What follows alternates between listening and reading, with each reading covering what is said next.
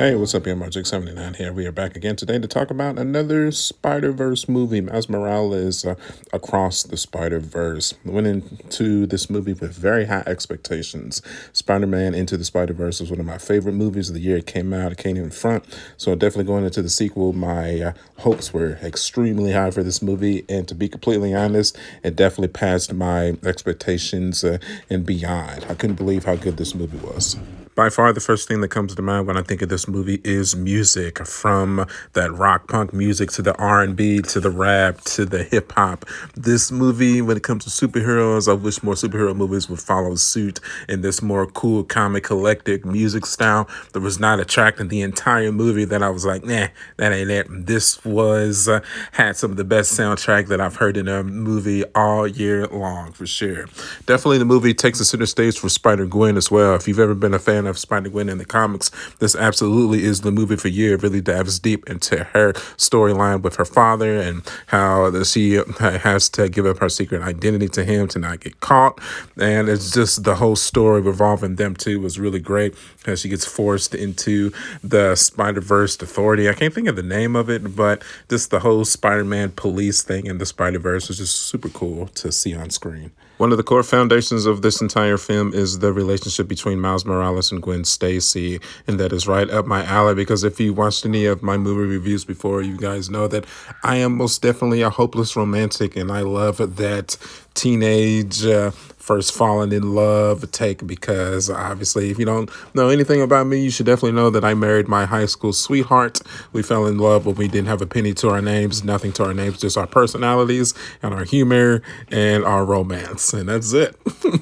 So it's kind of, I love it. Companionship, chemistry, just their entire dialogue and relationship throughout this movie. I couldn't get enough of it. It's definitely my favorite part by far. Okay, so time to watch out for spoilers, people. If you haven't seen the movie, I don't know why you're here, but thank you for clicking. But it's definitely time to click off now. Now, we all know that Gwen has a strong relationship with Miles, but unfortunately, she did travel to his dimension, not just to see him, but to stop the interdimensional monster, the Spot, who was irrevocably created when Miles was bit by his radioactive spider, which was sent to a different universe. So there's a whole lot of spoilers and story plots there, so just keep up with me. But I mean, if you've seen the movie, you know what I'm talking about. But it's awesome nonetheless. So it's just a whole bunch of story crammed into this film. I couldn't believe it. The 2-hour film animated is something else, man. Jessica Drew, such an awesome character. Really thought she was cool. She kind of played the mentor role to Spider-Gwen when she had to run away from her own dimension when her dad tried to arrest her after he found out that she was Spider-Man, because she thinks that he killed the Peter Parker of their world, which, you know, that's wrong. That's besides the point. Jessica Drew is pregnant. Also, I don't know who she's pregnant with or who she's pregnant by. The movie does not reveal that, so that kind of sucks. Surely they'll reveal it in the third. Spoilers again. We're getting a third movie. But ultimately, a very cool character. Really enjoyed her character. I know a lot of people were kind of upset with the race swap, but honestly, I didn't even notice it at all. I really enjoyed the motorcycle aspects of the action of her character. Super cool Spider Woman for sure. Now, I am under the assumption that she is a character that does not try to hide her secret identity, because the glasses, while cool, you can clearly see the definitions of her face. I don't know if the counter comic book character is like that as well, but definitely not hiding who you are just under those sunglasses. So, yeah. So obviously, there's no way you can do a Spider-Verse review without talking about Spider-Punk. He's cool. He has cool hair. He plays music. And I have no doubt that he's going to be the heartthrob of all of the younger and probably some of the older female audience, and some of the male audience too. Y'all know who y'all are across the board as well. He has that heavy, thick Jamaican accent, plays guitar. He's basically a rock star. Gwen couldn't stop talking about him. Miles got jealous. You gotta love it. And my personal favorite aspect about him, he's a rule breaker. That's right, especially when the rules don't make any sense. So you gotta love that about a character. If he sees something that doesn't make any sense, it's like, nah, let's do it this way instead. So definitely one of my favorite characters from the film for sure. Can't wait to see what he brings to the third one. And of course, there's no way I could do this video without at least mentioning Lego Spider-Man as well. He had his own specific scene. I played the absolute hell out of the Marvel Lego Avengers. And of course, we all know Spider-Man makes an appearance in that. So I was very happy to see this character. And I hope he gets his own solo movie like Lego Batman. Yep. I'd go see that for sure.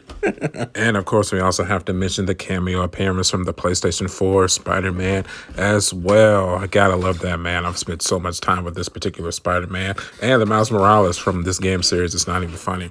And I can't say that without mentioning that also Tobey Maguire and Andrew Garfield have personal scenes from the movie as well. Not like current scenes, but just, like past flashbacks or whatever. So super cool, man. Now, in talking about this movie, we also have to mention the dynamic between Miles and his parents as well. Each individual relationship with his mother and his father is great, in my opinion. He has so many sentimental moments with himself when he's Spider-Man and his dad. And then he has a very iconic moment with his mother, just as regular Miles, too. That whole standard, with great power comes great responsibility was kind of what it felt like to me. Kind of that same talk that he got from Aunt May and from his dad and from Uncle Aaron as well as he was passing away. So just a really whole lot of reinforcement just for him to be the best version of himself that he can possibly be. And I really respect and admire that because that's what I got from my parents. So, it was really definitely a sentimental way of kind of connecting with Miles on that level for sure. Definitely doesn't hurt that his mom is as hot as a firecracker as well. Don't mind me. Now, y'all know my saying, a superhero movie is only as good as its villains allow it to be. You can have the best hero in the world, but if the villains suck, the movie's going to suck. And I tell you what, the Spot does not disappoint. He has a huge amount of character growth from the start of the movie. It's just that low level, kind of low budget, kind of doesn't really know what he's doing, to literally threatening the fabric of the universe level villain. So super cool, man. Super cool. I can definitely appreciate that they give him a legitimate backstory too. That literally the birth of his abilities is caused by the spider that crossed dimensions into their universe and bit Miles and caused his transformation when Miles blew up the facility or whatever in the first movie. That's what gave him his abilities to transverse dimensions with his spots. So of course, he's traveling dimensions to progress his power to be a more powerful villain because he's tired of getting made fun of or whatever. But even with a petty reason as that, it's still super cool to see him evolve. Spider-Man 2099, Miguel O'Hara, definitely a fascinating story with him as well. He kind of has the typical backstory. He found a universe where he has a family and he just wants to be happy. He tries to go back and save that family, but as him doing that causes an anomaly within the universe, and it causes the destruction of the entire universe. Kind of cliche, but makes sense of why he's so hell-bent on keeping the canons correct on all of the Spider-Man's universes, which includes the death of Miles' father. So, of course, Miles finds out about this, and he's hell-bent on stopping this canon story from happening. That causes all hell to break loose within the Spider-Verse, general ranks or whatever. But definitely cool to see kind of his futuristic powers with his claws and like his vampire-esque powers that's coming to the fruition to try to stop Miles from causing an anomaly and causing, the destruction of an entire universe. But, definitely has some cool fight scenes. I definitely found it interesting that Miles was able to bypass all of the Spider-Man and the entire organization. That's cool. Plot points, but whatever. Even had like a sense of betrayal because, of course, Gwen and Peter B. Parker knew about the death of Miles' father and they failed to tell him. So definitely some hurt, some regret in there from both sides for sure. So I really like that character growth and that character development to, further become his own Spider-Man and not to rely on other people and other superheroes. So super cool for Miles' development. Ultimately, though, the Spot attempting to take on Miles' father with Miguel trying to stop Miles from stopping the Spot from taking out his father. There's just so much story that is so awesome that leads into Miles running into the wrong universe, which he meets his evil self, his own version of the Prowler. He ran into a universe which instead of Uncle Aaron dying, his dad died. And of course, he took on the influence of Uncle Aaron. It became another version of the Prowler. Holy shit. Wasn't expecting that. That is so awesome. Oh my God. And then the movie ends. No. No. I fully went into this movie not knowing that this was only part one of a part two series. Oh my God, man. I am so excited. This was a Infinity War level ending of a movie for me. God, I was hurt. I was so hurt. And that, my friends, is why I call Spider-Man Across the Spider-Verse a masterpiece. It had the music, it had the cinematography, it had the animation, it had the story, it had the suspense, it had the romance, it had the chemistry, it had the action. It's so good, dude. Oh, it's so good.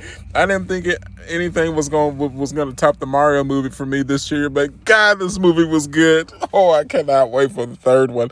Oh, I can't wait. I'm so freaking excited. And if you have not seen this movie, I don't know what you're doing with your life. You can't even call yourself a Spider-Man fan if you haven't seen this movie, man. This is up there with the best of the best of the best with the Spider-Man 2s, the No Way Homes, the Into the Spider-Verse. It's up there, man. It's so freaking good, and I cannot wait to see how it concludes. Okay. Now, I want to hear your comments. Did you agree with my thoughts? Do you disagree? Did you think it sucked? Did you think it wasn't that good? Or did you love it as well? Let me know in the comments below, man. I want to know. As always, my friends, if you stay to the end of the video, I'm so appreciative of that. Can't be grateful enough.